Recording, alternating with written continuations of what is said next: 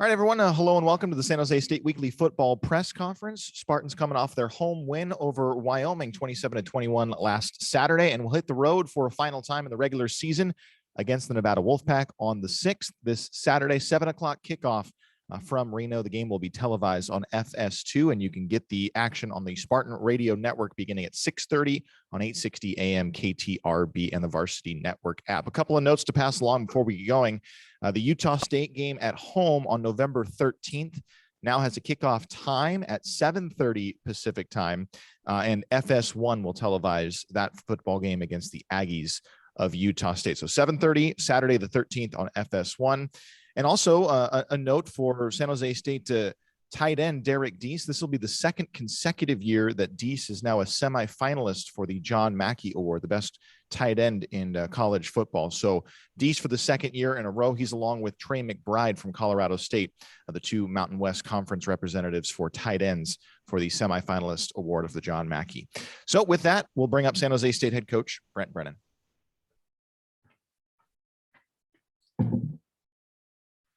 All right, hello.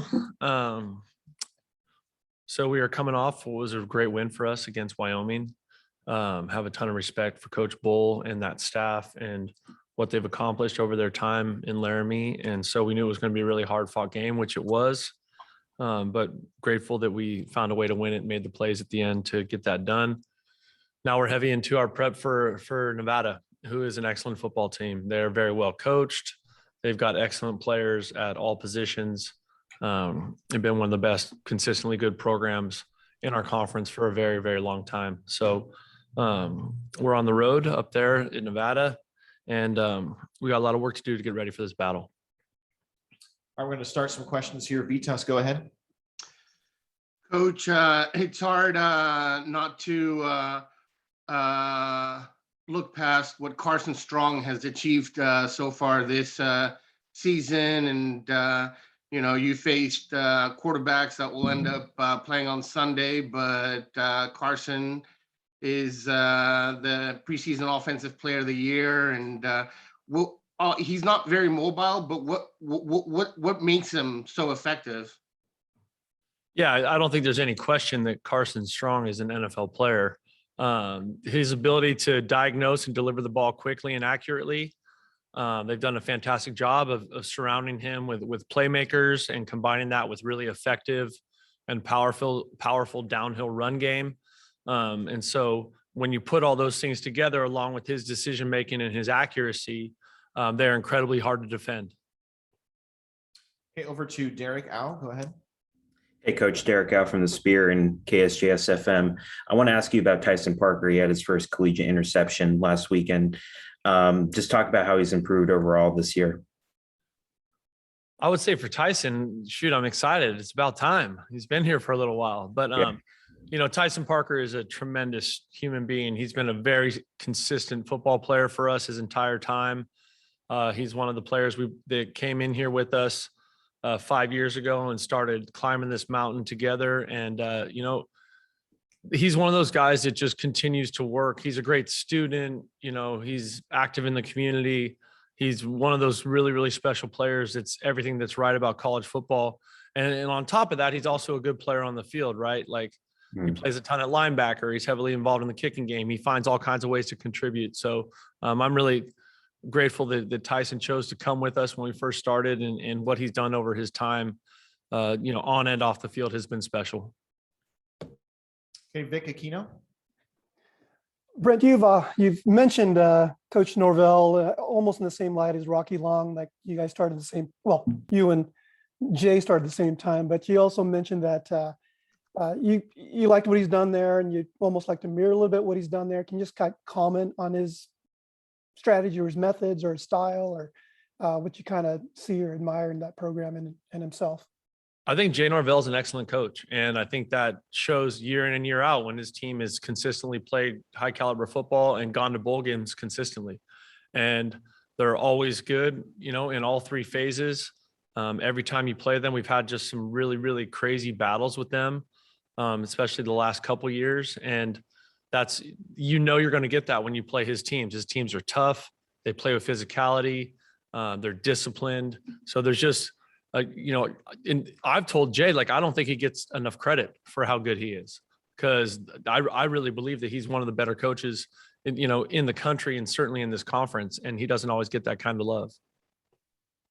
Okay, Ricardo Garcia, go ahead. Hey, Coach, Ricardo Garcia with the Spear. So this is going to be your guys' last away game.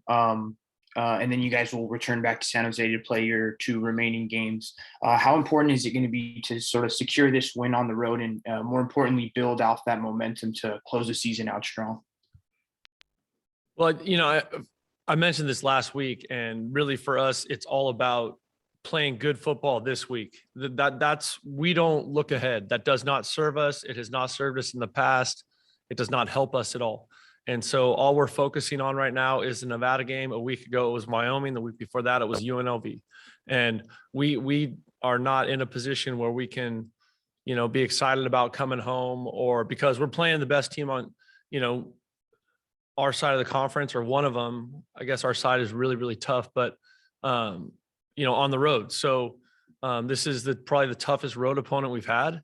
And we have to get ready for this one right now. Steve Kroner, go ahead.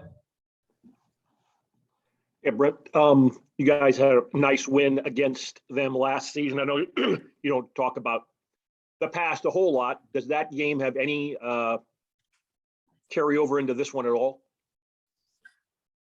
I mean, I think the biggest carryover is that a lot of the guys are the same. You Right. know what I mean? You Yeah. didn't have your natural transition of people graduating. When you look at their roster, they've got a bunch of seniors and a bunch of graduates playing for them, which is really, really great. So, I think that the biggest carryover is, we're looking at a lot of similar personnel from last year, and truthfully, so are they on our side. And I know you don't like talking about injuries. I'll ask you kind of a general question. Is there a chance we will be talking about Nick Starkel playing again, at least in the regular season, or should we not entertain that thought?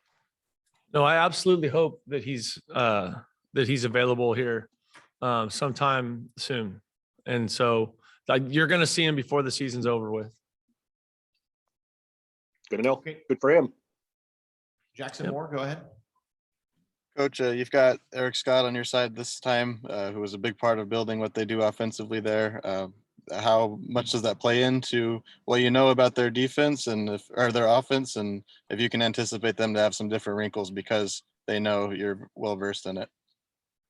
Well, I think they would do that anyway, right? Knowing that Coach Scott is here. I think the biggest thing on that is probably just insight into some of their personnel. A lot of those players he coached or he coached against. But the biggest thing is just, for them, that's kind of a double-edged sword, right? Like, because, you can get, the old rope-a-dope, pulled on you if you're not playing sound, high-effort offense or defense. So we're really going to focus on what we do and how we want to try and attack what they do. Kevin, over to you.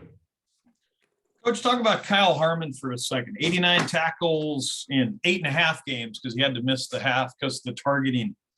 To me, he just looks so much more physically active 8.5 games in than he did last year.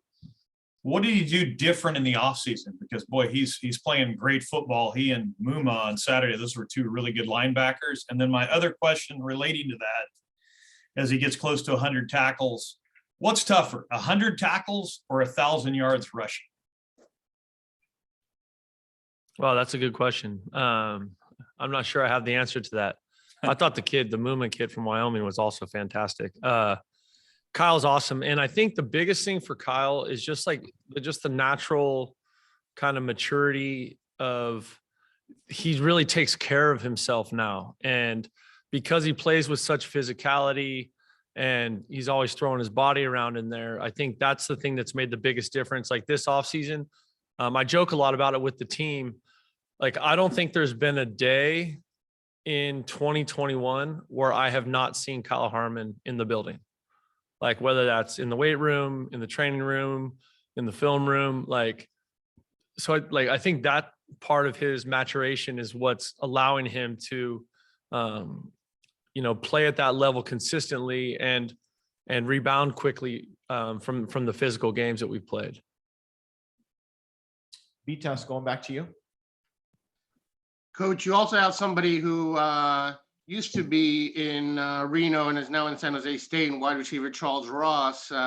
What kind of impact has he made on this team, and how emotional do you think it will be to go back to Reno for him?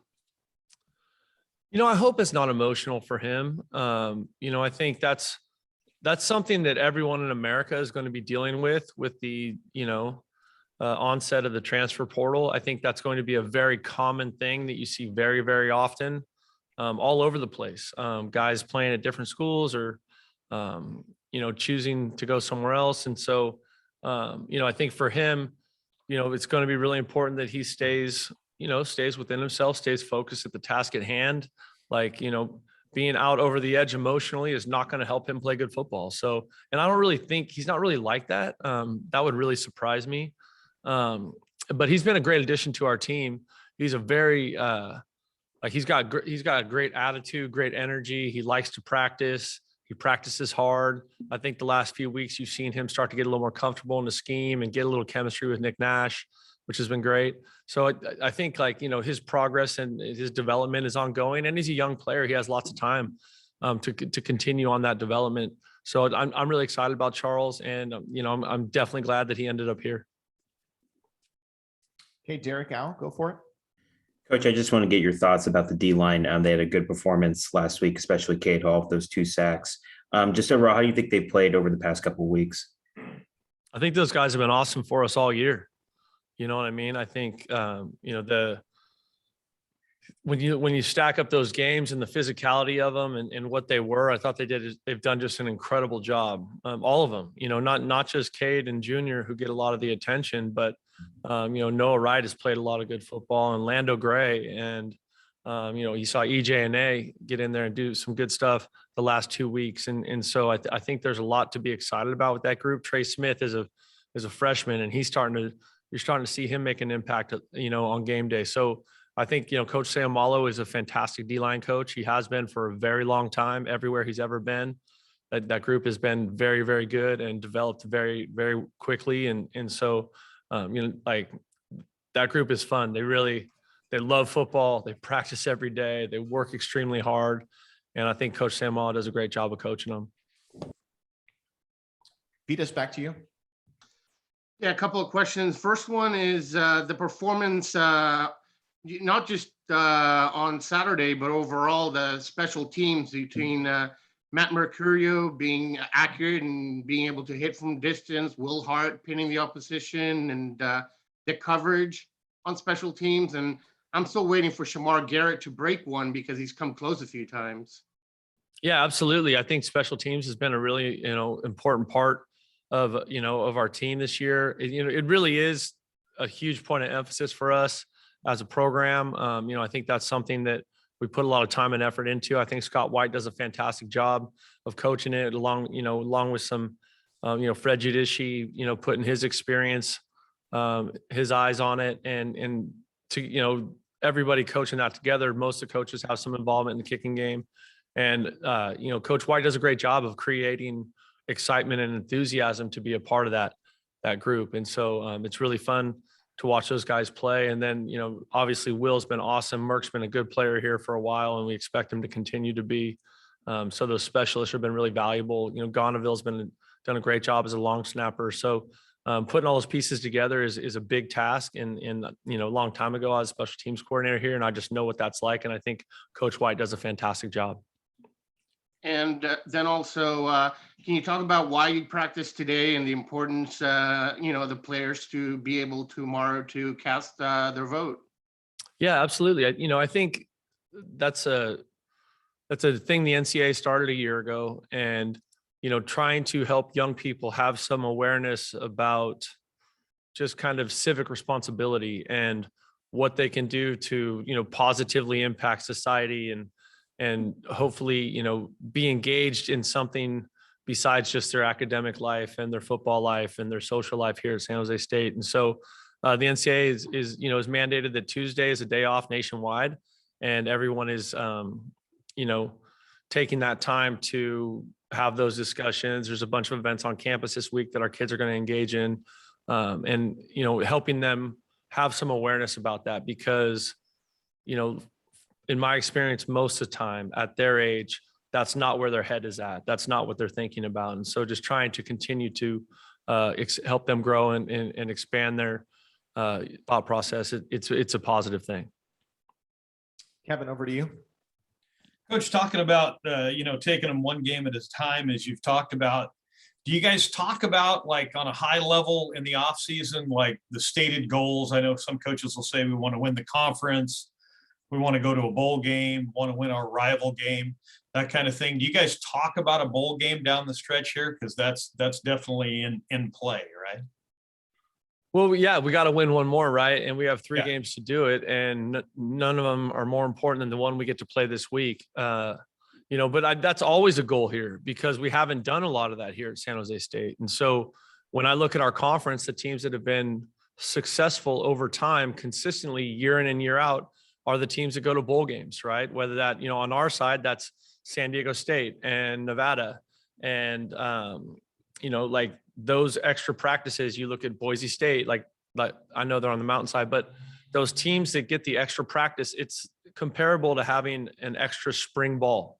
Right. That in the month of December, they get 2, 3, 4 weeks of extra practice, and then they get to play a game.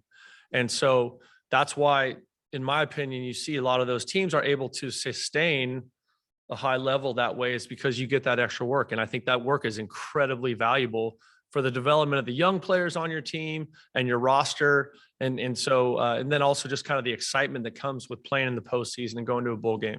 So that's always a goal of ours here. All right, a couple more. Jackson Moore, go ahead. Coach, just a lot made of Nevada's offense, but what stands out to you about their defense? They get after the quarterback now. I think they're leading the conference in sacks. Peterson's been a dominant player in the interior his whole career. Their back end is long and active. This is a fantastic defense. That's why I think this is such a challenging game, because they are so good in all 3 phases, right? Lots of times you go into a game and you feel like, hey, okay, they're really good at this or they're really good at that. I feel like this Nevada team is good at all of it.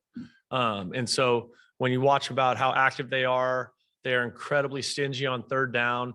And then you combine that with their effectiveness on offense, it makes it for a really challenging game. All right, Vic Aquino, go ahead.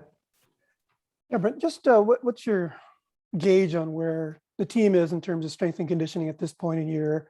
Happy with it, satisfied, and just to get that feeling. And also with Nick Nash, as he gains experience, what are some of the next steps you see him making as he keeps improving? Yeah, I feel great about our strength and conditioning program here. Aaron Potoshnik and his crew over in our Caret Center do a great job with our players, all of our student athletes. And, we're fortunate with the investment, how much they care about the kids, how much they invest in their process. I feel really good about where we're at right now, this late in the season. And then for Nick, I think, week by week, we start to see a little bit more of his comfort in the scheme, a little bit more of his, aggressive decision-making, whether that's, where he's delivering the football to, or whether he's pulling it down and going and making a play. And so I'm really excited about his progress. And I think everyone here is. I talk about it a lot. He's a very, very competitive kid. And I love that he brings that fire to the position. And, I am hopeful that he'll continue to get better and better the more he plays.